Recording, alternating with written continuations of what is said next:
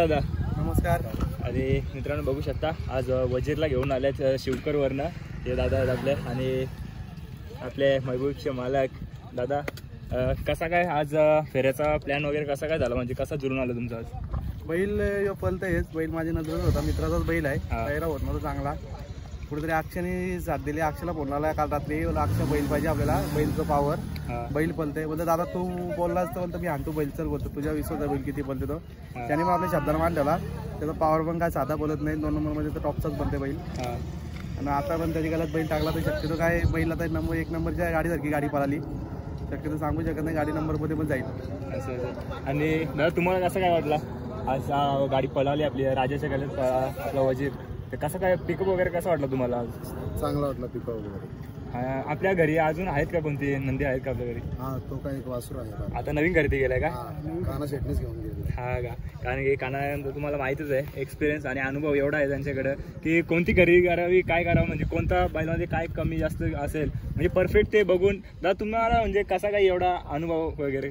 काय नाही अनुभव असं काय नाही, बैल लहानपणापासून बैल पाडलं त्याच्यातच आहे, लहानपणापासून शर्यतीमध्येच आहे, त्याच्यामुळं वयानुसार काय अनुभव येत गेला. म्हणजे असा काय नाही, खानदानी नाद आहे माझा, मी आता मोठा झालो म्हणून करत नाही, एका वडिलांपासून नाद आहे माझा, त्याच्यामुळं आला थोडाफार अनुभव, त्या अनुभवाच्या जोरावर मी चालते. बाकी नशिबाची साथ आणि देवाची कृपा आहेत माझ्या. नक्कीच नक्कीच. आणि दादा मी वारंवार बघतो की प्रत्येक आपला अड्डा असतोय शर्यतींचा, तर आपण सुट्टीवरती जाता आणि प्रत्येक गाडीला म्हणजे सुट्टी करताना तिथं असता तुम्ही प्रत्यक्ष, तर तो कसा काय म्हणजे तुम्हाला बोलवतायत गाडीवाले का तुम्ही स्वतःहून जाता? कारण की बऱ्याच गाड्या सोडायला सुट्टीवर तुम्ही असता.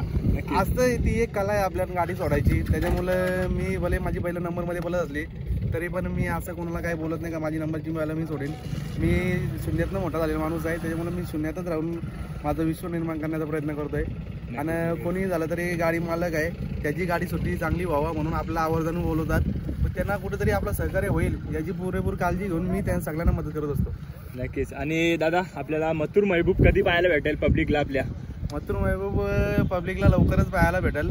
सध्या लग्नांची गडबड असल्यामुळं आम्ही थोडा विश्रांती घेतली. आत्ताच 25-26ला 24-25ला दीपक शेट्टी मुलींचं लग्न झालंय, त्यामुळे 1 हप्ता अजून रेस्ट करून ही गाडी 100% तुम्हाला बोलता नाही सर. नक्कीच नक्कीच. आणि दादा आपला मेहरबानचा जो पब्लिक कडून आपल्याला नाव मिळतो का नवीन पर्वाचा युवा शिलेदार, त्याबद्दल काय बोलता दादा?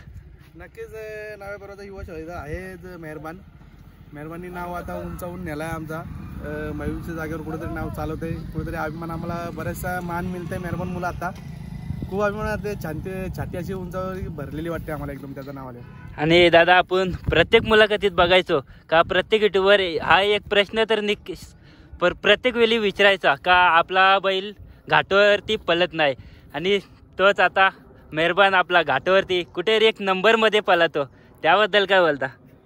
नक्की तुम्ही चांगला प्रश्न विचारलाय. का महबूबला बरेचसे विचारायचे का तुम्ही घाटावर पळत नाही इथंच पळता, तर महबूब असा विषय होता मित्रांनो का महबूबला आम्ही बंदीच्या काळात शिकवल्याच्या कारणानं आम्ही त्याला घाटावर कधी पळवलं नाही, पण मेहरबान अशा या चालू सीझनला शिकलेला बैल आहे, त्याच्यामुळे त्याला घाटावर पळायची आहे आणि मुंबईला पळायची काही अडचण येत नाही, त्याच्यामुळे आम्ही दोन्हीकडे बोलतो. आणि आता पेडगावचा आपला मैदान येतो हिंदकेसरी, आणि मेहरबान आपला एक नावातच पळतो आणि हिंदकेसरी पण झालेला आहे, आणि भरपूर असे मैदान त्याने मारलेले आहेत, त्या मैदानाबद्दल काय बोलता? आता मैदानाला जाईल का मेहरबान आपला? 100% पुशेगावचं मैदान नामांकित मैदान आहे, 100% त्या मैदानाला आवर्जून जाण्याची प्रत्येकाची इच्छा असते, त्याच्यामुळे कुठं ना कुठं आपण पण जाण्याचा प्रयत्न करू.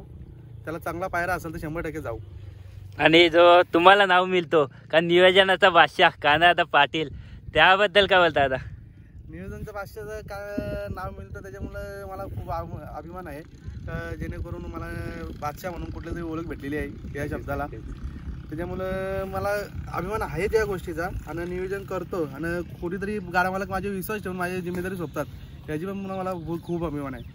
आणि दादा आपण बघतो मुंबईमध्ये का एकदा आपली विरुद्ध शर्यत झाली का आपण कधी परत येत नाही, भरपूर असं बघितलेलं आपण, आणि आपली राजासोबत शर्यत पण झालेली आहे, आणि आज पायऱ्याला तुम्ही आलेले सुद्धा आहेत आणि आपली गाडी पण पळालेली. असं काही नाही काय विरुद्ध शर्यत झाली म्हणून का आपण त्याची पाठलाग करून त्याच्या विरुद्ध तरी वागावा, असं काय आपण कोणाला शिकवलं नाही, आपण कोणच्याकडून शिकलो नाही.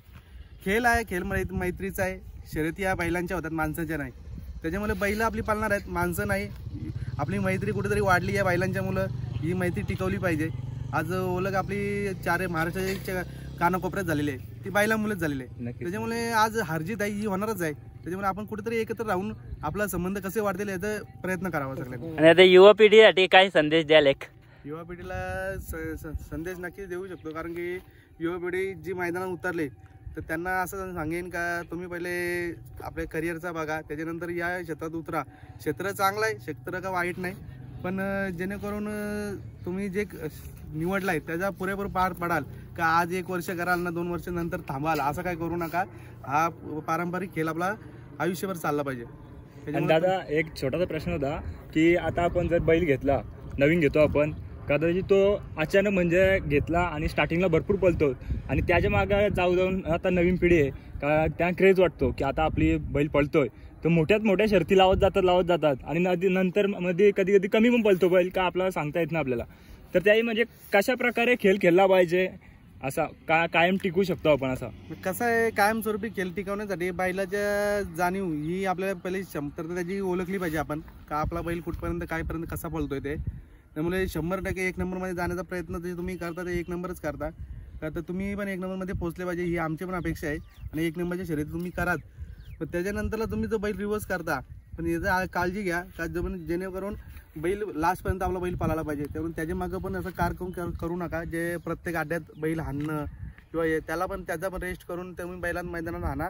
बैल 100% लास्टपर्यंत तुमचा पळत. नक्की. धन्यवाद दादा. धन्यवाद.